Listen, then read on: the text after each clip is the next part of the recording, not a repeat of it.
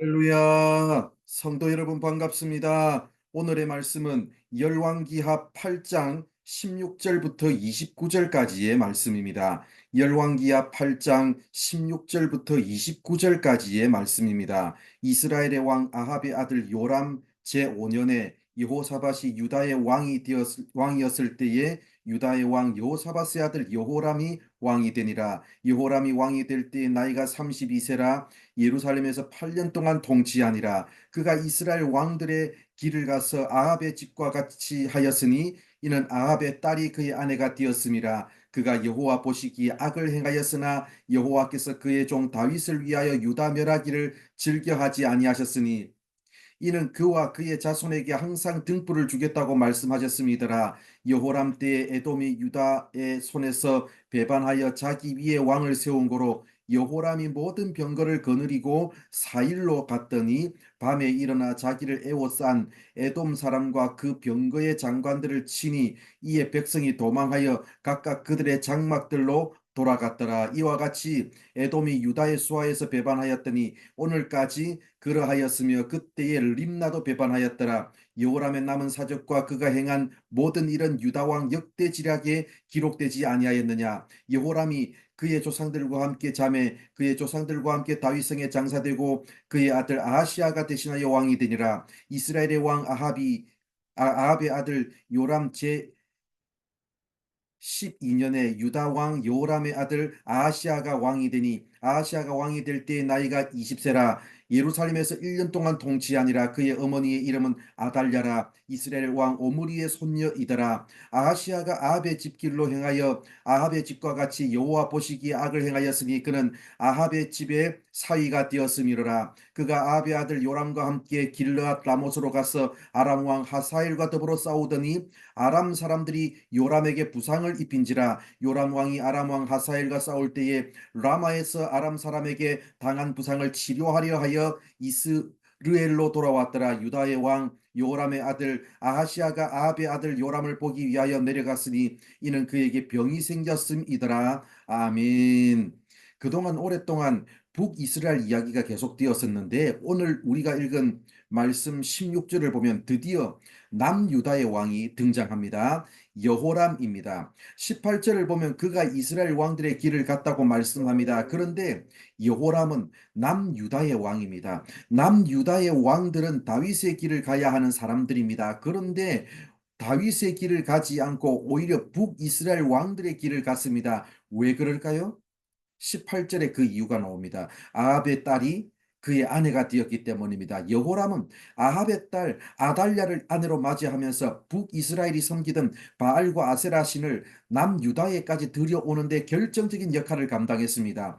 그럼에도 불구하고 19절을 보면 여호와께서 그의 종 다윗을 위하여 유다 멸하기를 즐겨하지 아니하셨으니 이는 그와 그의 자손에게 항상 등불을 주겠다고 말씀하셨음이더라고 말씀합니다. 무슨 말입니까?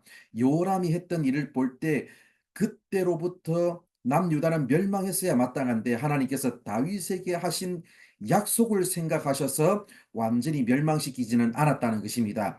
25절을 보면 또 다른 사람이 등장합니다. 여호람을 이어서 남유다의 왕이 된 아하시야입니다. 그런데 26절을 보면 특이한 점이 있습니다.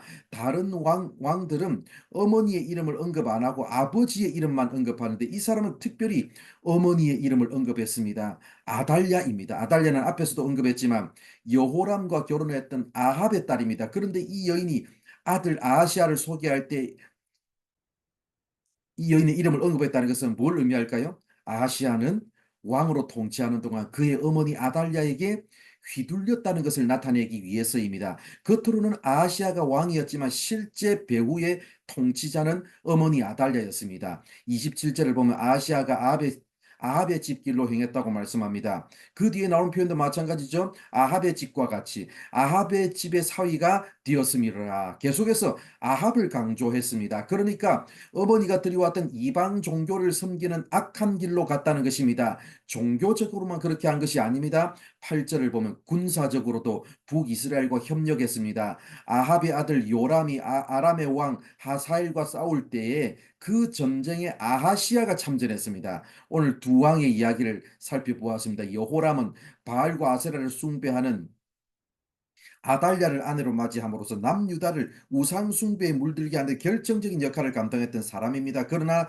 죽어 마땅한데 하나님의 즉각적인 심판이 임하지 않았다면 그것이야말로 은혜 아니겠습니까? 그러나 여호람은 아달랴를 아내로 맞아들인 후 계속해서 하나님의 뜻을 거슬러 살았습니다. 오늘 우리가 읽은 말씀에는 안 나오지만 역대하 21장을 보면 결국 창자에 중병이 들어 2년을 투병하다가 죽었습니다. 하나님의 은혜로 즉각적인 심판을 피했다면 그것을 깨닫지 못하고 못했다 그 깨달았어야 되는데 그것을 깨닫지 못하고 결국 하나님의 사랑과 은혜를 끝까지 거절하며 살았던 인생이 되고 말았습니다. 아하시아는 어머니 아달랴의 권력에 휘둘리며 살았습니다. 어머니 아달랴의 종교에 휘둘려 살았습니다. 어머니의 나라 북이스라엘이 치르는 전쟁에 휘둘려 살아 참전했다가 죽음의 길로 가고 말았습니다. 아하시아의 인생의 특징은 내가 없는 인생입니다.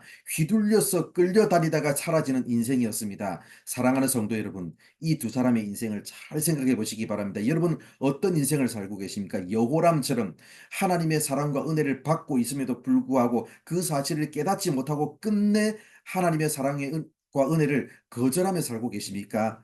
아시아처럼 휘둘리는 인생, 끌려다니다가 사라질 그런 인생을 살고 계십니까? 우리 인생은 그냥 왔다가 흘러가는 대로 살다가 흘러가는 대로 끝나버리는 인생 아닙니다. 하나님께서 다 뜻이 있어서 우리를 이 땅 가운데 보내셨습니다.